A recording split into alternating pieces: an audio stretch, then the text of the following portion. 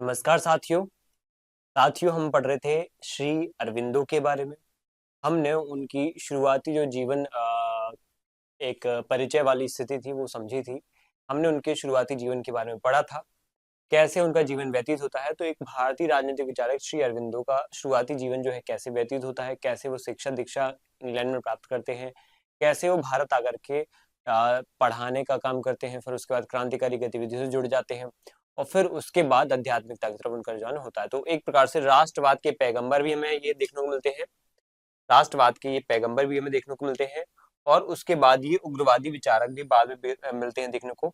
ठीक है, तो उनके फिर उग्रवादी विचार भी मिलेंगे देखने को, फिर उसके बाद इनका महायोगी के रूप में जो है विकास होगा। ठीक है, तो ये हमारा क्या है आज का इस पे डिस्कशन रहने वाला है, जिसमें हम मुख्य रूप से क्या करेंगे, सबसे प्रमुखतः कुछ बातें पढ़ेंगे। तो चलिए शुरू करते हैं। पहले तो हम एक बेसिक जो ऑलरेडी पढ़ चुके हैं वो मैं बता देता हूँ, कौन कौन सी बातें हम पढ़ चुके हैं यहाँ पे उनको मैं बता देता हूँ, कौन कौन सी हमने बातें देख ली हैं। श्री अरविंदो घोष राष्ट्रवाद के पैगंबर, उग्र विचारक और महायोगी। इनका जीवन परिचय देखा, इनकी शिक्षा दीक्षा, ठीक है, फिर उनकी रचनाएं देखी हमने, पत्रिकाएं हमने देखी हैं, इंदु प्रकाश, वंदे मातरम, कर्मयोगिन, धर्म आर्य इनकी पत्रिकाएं हैं। उसके बाद इंदु प्रकाश हमने देखी जो उनकी मुख्य क्या है पत्रिका है। इसमें हमें मुख्य रूप से उनके उग्रवादी विचार, वंदे मातरम उग्रवादी विचार, कर्मयोग में आध्यात्मिकता की तरफ जाते हैं वो कैसे, धर्म में भी उनकी आध्यात्मिकता की बातें मिलती हैं। फिर उसकी रचना में हम बात करेंगे यहाँ पे सावित्री है, ठीक है, के पहले द लाइफ डिवाइन है। ठीक है, सबसे पहले हमें देखो लाइफ डिवाइन मिलेगी देखने को, उसके बाद हमें देखने को मिलेगी यहाँ पे द लाइफ डिवाइन के बाद हमें मिलेगी सावित्री नाम की रचना, जो दूसरी नंबर की सबसे महत्वपूर्ण रचना है, जिसमें आध्यात्मिकता की बातें उन्होंने बताई हैं। इसके बाद ह्यूमन साइकिल देखने को मिलेगी, जिसमें उन्होंने मानव चक्र के सिद्धांत को बताया है कि मानव का जो विकास है वो एक चक्र के रूप में होता है। कैसे मानव चक्र का सिद्धांत हमने ये पढ़ा था कि एक जमाने में वैदिक काल में कैसा था, वो प्रतीकात्मक युग था, फिर कैसे वो प्रकारात्मक युग में आता है, कैसे वो फिर एक जो है रूढ़िवादी कंजर्वेटिव चीजों में फंस जाता है, आडंबरों में फंस जाता है, फिर वापस से कैसे तर्क की स्थिति में जाता है और कैसे वापस से उस सतयुग वाले जीवन में आगे बढ़ सकता है आध्यात्मिक होकर के, अतिमानस को प्राप्त होकर के। ये चीजें हमने पढ़ी थी इसमें। फिर उसके बाद हमने एक किताब देखी है the ideal of human unity. इसके बाद गीता पर निबंध उनका द सिंथेसिस ऑफ योगा, इसमें उन्होंने समग्र योग की बात बताई है। धर्म भारत में पुनर्जागरण, प्रभाव उनका ऊपर मुख्य रूप से देखो पाश्चात्य शिक्षा, पुस्तकें, भारतीय साहित्य, इन सब का पढ़ा है जो कि हमारे उतने काम का नहीं है। अरविंदो का जो है ना राजनीतिक चिंतन ऑलरेडी हम पढ़ चुके हैं। अरविंदो के राजनीतिक चिंतन में हमने देखा है कि उनके अलग अलग सिद्धांत, अलग अलग जो है उनका अलग अलग जो प्रभाव देखा जाता है।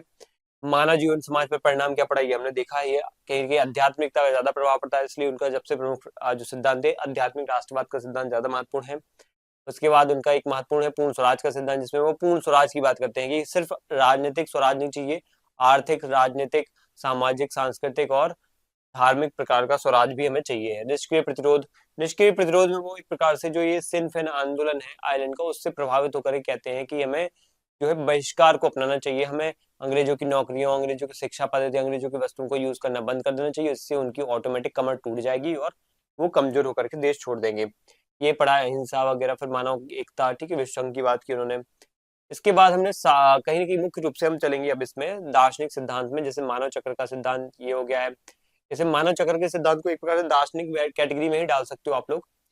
और उसके बाद सबसे महत्वपूर्ण है इसके इनके दार्शनिक विचारों में विकास और आरोहण अवरोहण सिद्धांत। आरोहण मतलब होता है कि ईश्वरीय सत्ता का एक प्रकार से, ईश्वरीय सत्ता से एक प्रकार से मानव का विकास होना, ईश्वरीय सत्ता से मानव का विकास होना। कैसे विकास होता है, एक प्रकार से ये विकास जो है ना एक क्रम के रूप में होता है।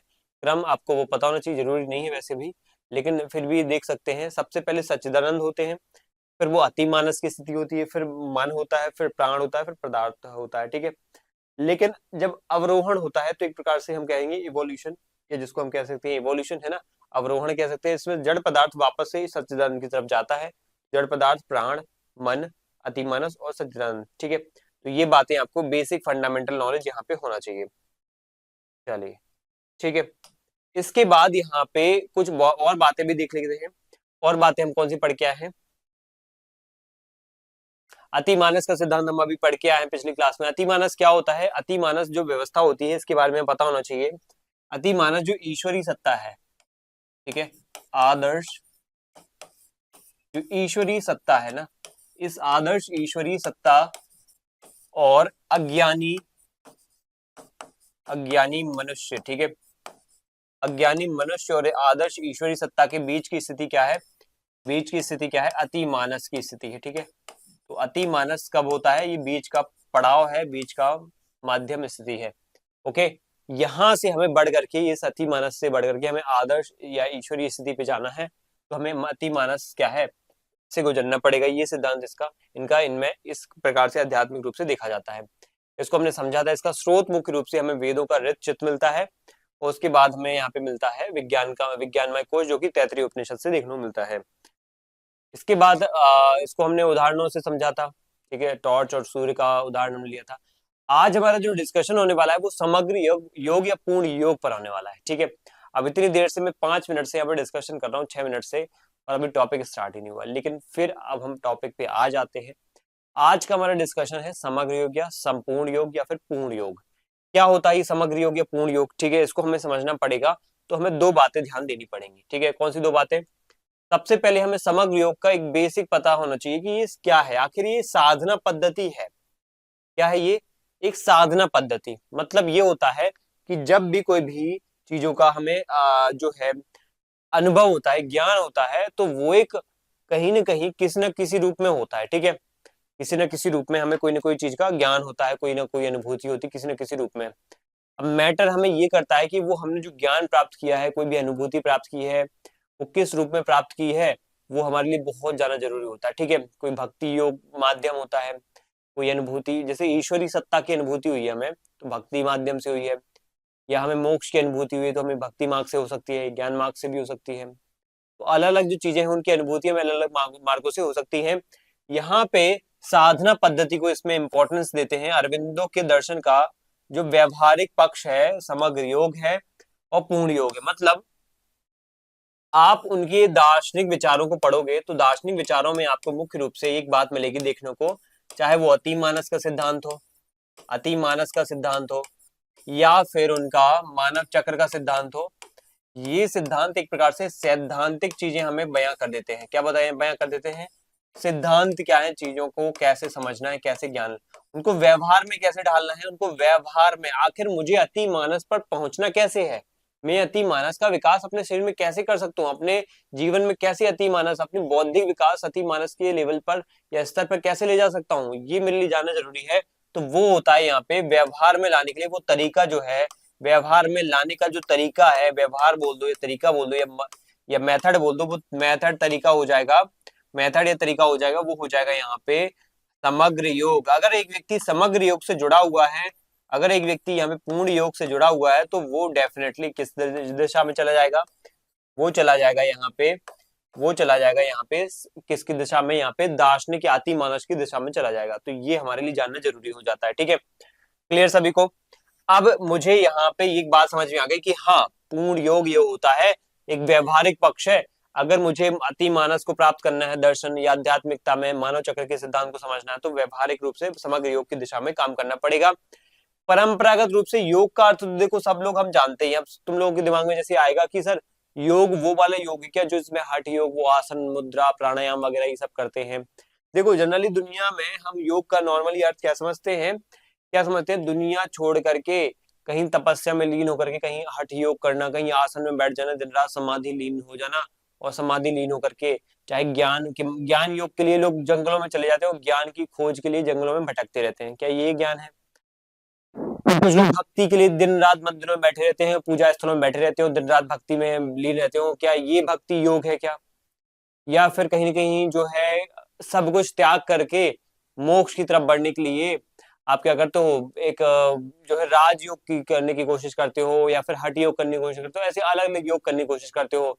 क्या ये समग्र योग या पूर्ण योग है अरविंदो के अनुसार? नहीं, ये अरविंदो के अनुसार योग नहीं है।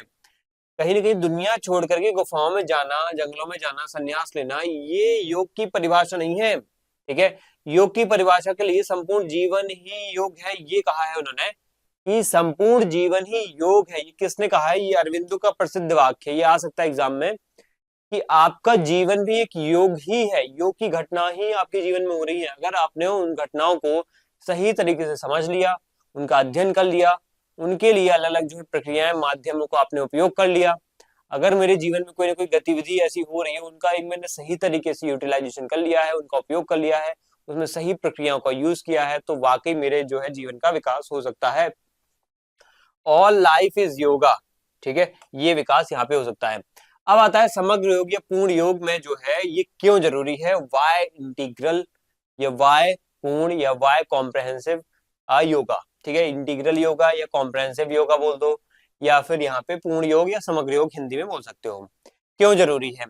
अगर मैं बोलूं कि समग्र योग इसलिए कहा जाता है क्योंकि वो दो चीजों को जोड़ता है। कौन सी दो चीजों को? एक तो जोड़ता है वो कहीं ना कहीं यहाँ पे पहले विधियों का एकीकरण, ठीक है, तो पहले हमने विधियों का एकीकरण, कौन कौन सी अलग अलग विधियों की एकीकरण, सिंथेसिस ऑफ मेथड, ठीक है, अलग अलग प्रकार की विधियों को क्या करता है, ये जोड़ता है। और दूसरा यहाँ पे कहीं ना कहीं हमें क्या करता है, जो है लक्ष्य की तरफ हमें ले जाने की कोशिश करता है, ठीक है। तो ये हमारे लिए जानना जरूरी है कि ये दो चीजों को जोड़ने का काम करता है बहुत सारी, ठीक है, और खास तौर पे हमें क्या करता है ये, जैसे हमारी जो है भावनाएं, मुख्य रूप से भावनाएं है हमारी, और हमारा शरीर, ठीक है, भावनाएं क्या होती है, हमारी चेतना से पैदा होती है, ठीक है, और कहीं ना कहीं इसमें शरीर का भी योगदान होता है। और जो ये शरीर है ये भौतिक हमारे अंग है, इन भौतिक अंगों से हमारा जो है शरीर बनता है। तो ये कहते हैं योग अलग अलग प्रकार के होते हैं। जब शरीर का ज्यादा योगदान रहता है तो वो हम कहेंगे यहाँ पे वो कौन सा है, कर्म योग है, जब शरीर का योगदान होता है। जब हमारी भक्ति भावनाओं का ज्यादा योगदान होता है वो भक्ति योग है। जब हमारी बुद्धि का, जब हम बुद्धि से ज्ञान प्राप्त करते हैं उसका ज्यादा योगदान होता है तो वो ज्ञान योग होता है। इन सभी योगों का अलग अलग रूप होता है। अरविंद यहाँ पे क्या कह रहे हैं, कौन सा योग जरूरी है, कौन सा यहाँ पे योग समग्र योग होगा, तो ये अरविंद कहते हैं मनुष्य केवल दिमाग, केवल दिल की नहीं बल्कि इन सब का जोड़ होता है। इसी में ईश्वर को पाने के लिए हमें क्या करना, तीनों रास्तों में एक साथ चलना पड़ेगा। मतलब यहाँ पे भावना, शरीर और साथ में मैं एक और बात लिखूंगा वो है बुद्धि, ठीक है, बुद्धि भी तो है, बुद्धि का स्वरूप जो है मन के अंदर आपको देखने मिलेगा। तो तीनों का योग ही आपका जो है वो है समग्र योग, ये है उनका समग्र योग। इसमें आपको जो पहली मैंने बताई ना विधियों का एकीकरण, पहले इन विधियों में जैसे मुझे अगर कर्म योग करना है तो कर्म योग की विधि अलग है, उसमें शरीर का योगदान है। फिर उसमें दूसरी बात है यहाँ पे ज्ञान योग, तो उसके लिए बुद्धि का योगदान बहुत महत्वपूर्ण है। फिर उसके बाद आता है भक्ति योग, उसमें हृदय की भावना को बहुत बड़ा योगदान है। इन विधियों का अलग अलग योग करने में योगदान है।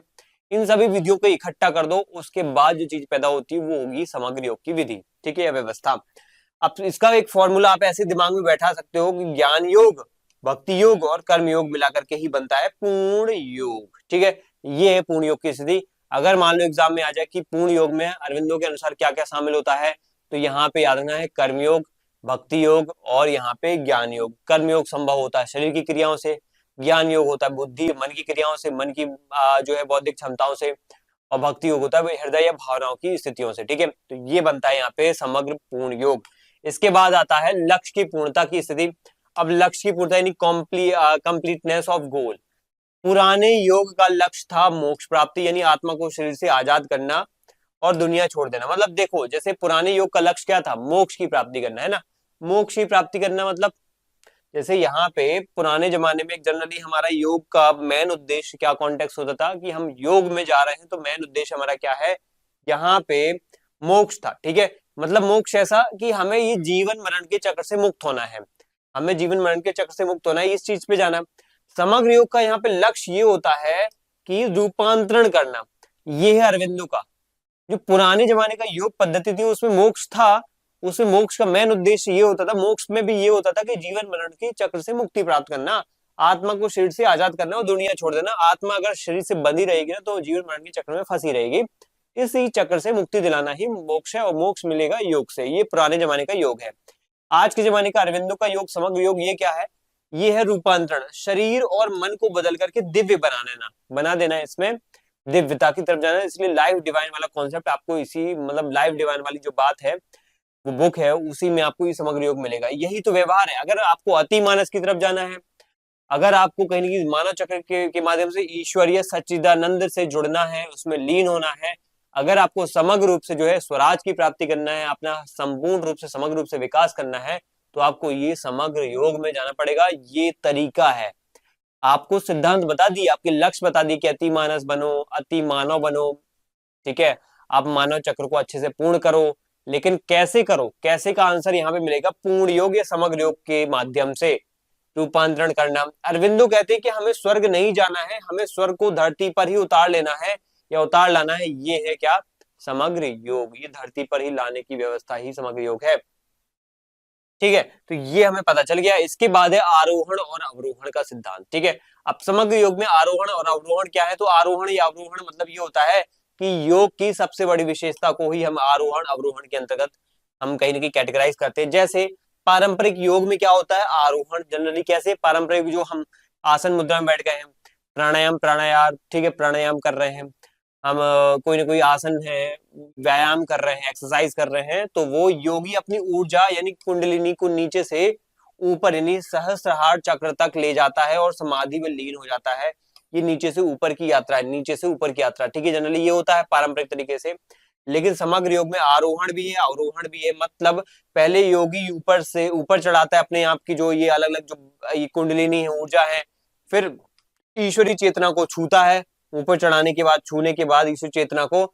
लेकिन वो रुकता नहीं है वहां पे, वापस उस शक्ति को पकड़ करके वापस नीचे लाता है। ये शक्ति को अपने दिमाग प्राण शरीर में उतारता है ताकि वे बदल सके। और निष्कर्ष ये निकलता है कि ऊपर जाना ही नहीं है, सेंट और काफी नहीं है, बल्कि शक्ति के नीचे आना भी जरूरी होता है। तो समग्र योग की तरीके, अब ये मेथड है, अंदर जाओगे तो मेथड मिलेंगे आपको कि आखिर आपको करना क्या है। ऊर्जा का संचार आपको बना के रखना ऊपर की तरफ और नीचे की तरफ, ऊपर की तरफ आरोहण और नीचे की तरफ अवरोहण दोनों होना चाहिए। ठीक है, असेंट और डिसेंट। अब योग की प्रक्रिया क्या है? त्रिस्तरीय रूपांतरण यहाँ पे बताया गया। योग की प्रक्रिया के लिए त्रिस्तरीय रूपांतरण क्या है? Triple transformation. ठीक है, त्रिस्तरीय प्रक्रिया या ट्रिपल ट्रांसफॉर्मेशन ये है। देखो, समग्र योग में साधक 3 चरणों से में बदलता है। ठीक है, क्या है? समग्र योग में जो साधक है वो 3 चरणों में बदलता है। मतलब ये है कि जैसे अगर कोई साधक है, कोई भी साधना कर रहा है योग की या समग्र योग की, तो उसको 3 चरणों से गुजर करके क्या है, इसको कंप्लीट करना पड़ेगा, पूर्ण करना पड़ेगा। पहला चरण होता है चैत्य रूपांतरण, मतलब साइकिक ट्रांसफॉर्मेशन। साइकिक मतलब बौद्धिक या मनोवैज्ञानिक। इसमें पहला कदम है मनुष्य को अपने अंदर छिपी अंतरात्मा यानी साइकिक बीइंग को खोजना होता है, अपनी अंतरात्मा को जगाना होता है। जब अंतरात्मा उसकी जाग जाती है तो मनुष्य की इच्छाएं अहंकार खत्म हो जाते हैं। और जैसे ही अहंकार खत्म हो गए तो वो हाथों का यंत्र कहीं ना कहीं एक प्रकार से जो है वो ईश्वर के हाथों का यंत्र बन जाता है। किसके हाथों का? ईश्वर के हाथों का। मतलब एक है साइकिक बीइंग। आपको सबसे पहले साइकिक ट्रांसफॉर्मेशन करना पड़ेगा। चैत्य यानी चेतना को आपको संभालना पड़ेगा। अपनी पहली चेतना को संभालो, अपनी अंतरात्मा को जगाओ और उसको कहीं ना कहीं कैसे कोशिश करो इच्छाओं को अहंकार को बहुत हद तक कंट्रोल कर लो, खत्म ही कर दो। तो ये जो चेतना देखो वास्तविक चेतना बिल्कुल क्लीन है, उसके अंदर ना तो अहंकार है, ना कोई घमंड है, ना कोई किसी प्रकार की कुरीति है, ना कोई कोई कुभावना है, बुरी भावना नहीं है, बिल्कुल सही और स्पष्ट है। तो ऐसी व्यवस्था को आप जगा लो। उसके बाद दूसरा स्टेप आता है आध्यात्मिक रूपांतरण करो आप। चेतना शरीर से बाहर निकाल करके ब्रह्मांड में फैलाना। ठीक है, इसमें आप क्या करो, उसको रूपांतरित करो। स्पिरिचुअल ट्रांसफॉर्मेशन है ये। मनुष्य को हर जगह हर कण ईश्वर दिखने लगता है, अनंत शांति और ज्ञान मिलता है। मतलब वो अब इस चेतना को क्या करे, इतना ब्रॉड कर ले, इतना अलग अलग क्षेत्रों में विस्तारित कर ले हर जगह की। उसको वो जो चेतना जो ईश्वर से प्रदत्त हुई है या उसने अंदर अपनी महसूस की है, वो हर जगह क्या करे, ईश्वर की अनुभूति करे। इस कण में, हर एक कण कण में क्या है, हमें ईश्वर की अनुभूति हो रही है। तो ये चीज उसको फील करनी पड़ेगी। इसके बाद तीसरी स्टेज आएगी जिसमें वो अंतिम और सबसे कठिन चरण है। इसमें अति मानसिक यहाँ पे रूपांतरण करना पड़ेगा। इसमें उसको अति मानस की स्थिति पे जाना पड़ेगा। यहाँ पे शक्ति जो है ना शरीर के रोम रोम में उतरती है और यहाँ पे बुढ़ापा, बीमारी, मृत्यु जैसी भौतिक बाधाएं भी खत्म हो जाती हैं और शरीर जो है ना दिव्य शरीर बन जाता है। मतलब एक प्रकार से ऐसा नहीं कि मौत नहीं होगी, मौत होगी, लेकिन आपको ये जो है ना कष्ट परेशानियां, ये दुख दुविधाएं, बहुत सारे जो संकट है, वो जो उसका डर है, भाव है, वो सब खत्म हो जाता है। आप एक बहुत ही अलग स्टेज पे पहुंच जाते हो। और ये स्टेज हम कह सकते हैं, कुछ लोगों को लगती है ये मोक्ष आ गया। ये मोक्ष नहीं है, इसको बोलते हैं अतिमानस। ये अतिमानस, ये सुपर माइंड है, जहां पे एक इंसान नॉर्मल चीजों से उठ करके, मन वाली चीजों से उठ करके, बुद्धि वाली चीजों से ऊपर उठ करके यहाँ पहुंचता है।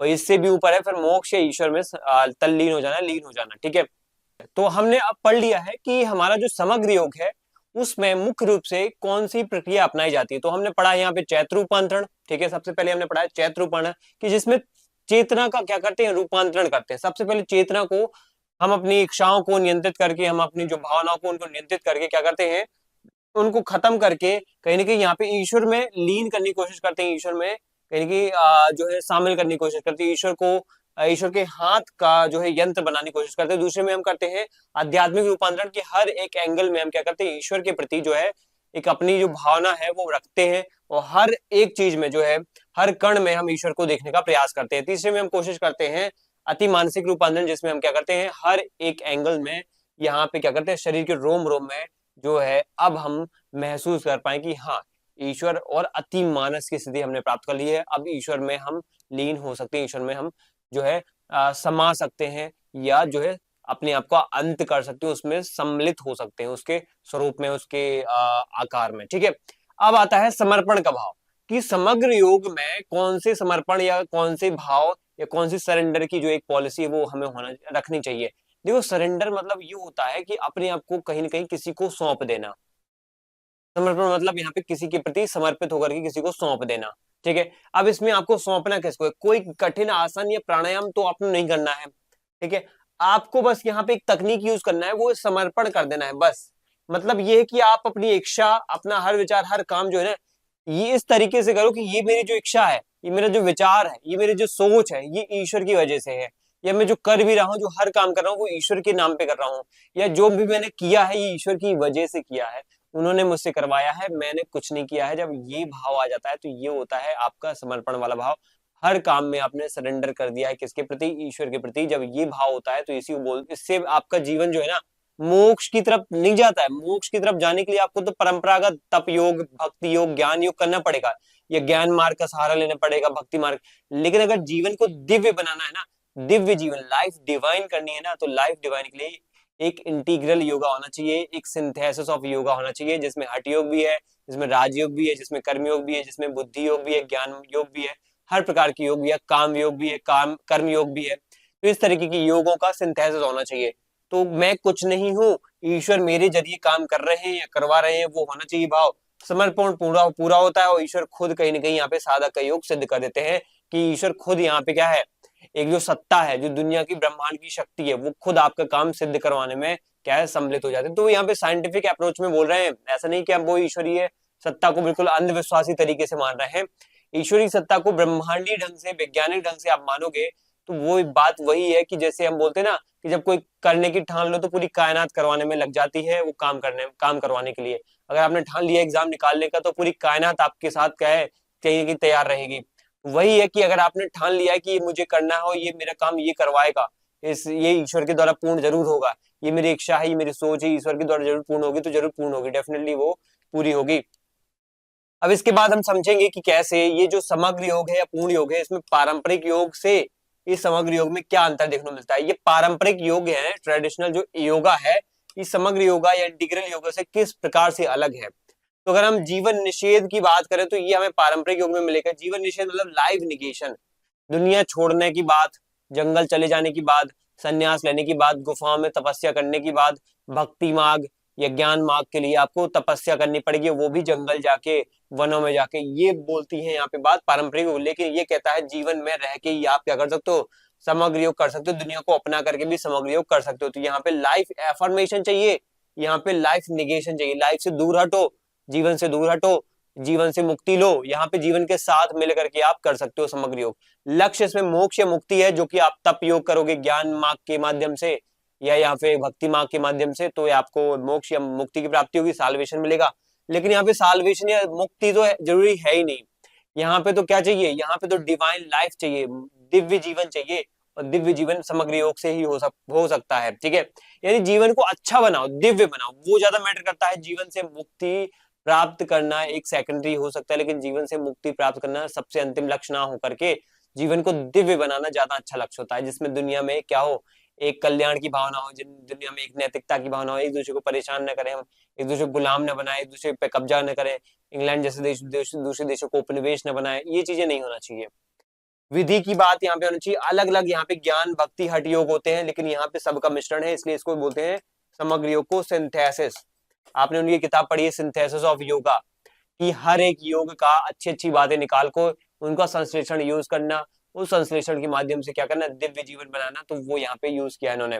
परिणाम क्या होता है, आत्मा आजाद तो हो जाती है, लेकिन शरीर मर जाता है। इसमें आत्मा तो आजाद हो जाती है, मतलब ये कि हठ योग करते हो या पारंपरिक योग करते हो तो आपका जीवन जो है ना, वो तो मोक्ष की तरफ चला जाएगा। लेकिन आपको यहाँ पे जीवन की जो अलग अलग चीजें हैं, क्रियाएं हैं, परंपराएं हैं, इच्छाएं हैं, भौतिक जो व्यवस्थाएं हैं, आपका शरीर की जो अंदर की एक भूख है वो खत्म हो जाती है। वो खत्म तो जीवन भी खत्म, यानी शरीर खत्म। तो एक हिस्से को मार करके आप मुक्ति या मोक्ष की तरफ जा रहे हो, तो जो कि एक दिव्य जीवन के लिए अच्छा नहीं है। दिव्य जीवन के लिए होना क्या चाहिए? अपनी आत्मा के साथ साथ मन और शरीर का भी यहाँ पे दिव्यता होना चाहिए। हम अपने शरीर से इतनी नफरत क्यों करते हैं? सीधी सी बात ये है अरविंदो की कि हम अपने शरीर से इतनी नफरत क्यों करते हैं? शरीर की इच्छाएं हैं, उनसे नफरत करेंगे।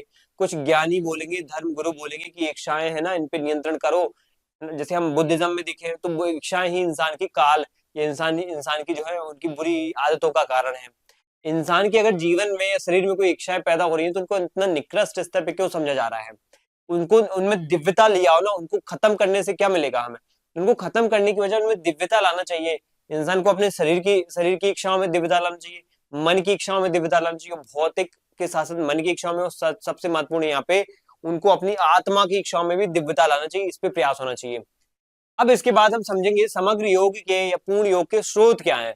इस समग्र योग को कैसे प्राप्त किया जा सकता है, या फिर समग्र योग की जो बात है या पूर्ण योग की जो बात है, अरविंदो ने कहां से इसको स्रोत के रूप में ली है, उसका हमें जो है प्रतिपादन किया था। सिंथेसिस ऑफ योगा जो इनकी किताब है, इसमें उन्होंने इस योग की बारीकियां समझाई हैं।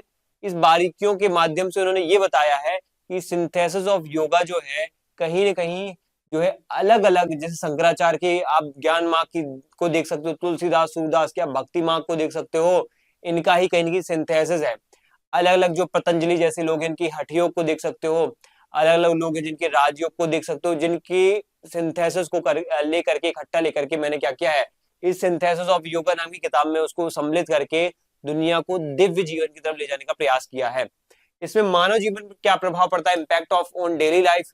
तो समग्र योग आम आदमी के लिए बहुत उपयोगी है। जैसे काम ही पूजा को ये बात जो है ना लोगों में बहुत कम होती है। काम को लेकर के वो ईमानदार कम है आजकल। जैसे भ्रष्टाचार की भावना क्यों बढ़ रही है हमारे देश में? क्योंकि काम के प्रति एक जो है ना भावना कौन सी है, बस पैसे कमाने की भावना है। बस एक प्रकार से अपना एक नॉर्मल सा कर्तव्य करने की भावना, उससे ज्यादा कुछ नहीं है।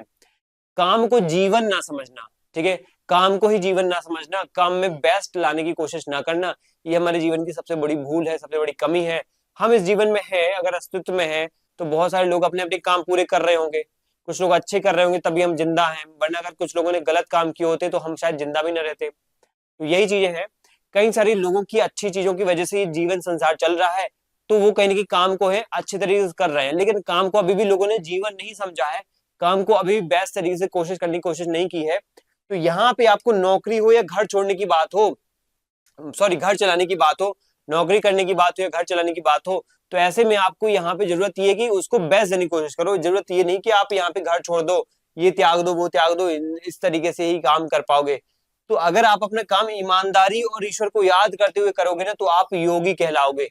इस तरीके से भी आप योगी बन सकते हो। और संतुलन भी जरूरी है कि अगर हमें दिमाग यानी लॉजिक और दिल यानी इमोशन के बीच संतुलन बनाना है, तो हमें कहीं ना कहीं इस प्रकार के समग्र योग की जरूरत पड़ेगी।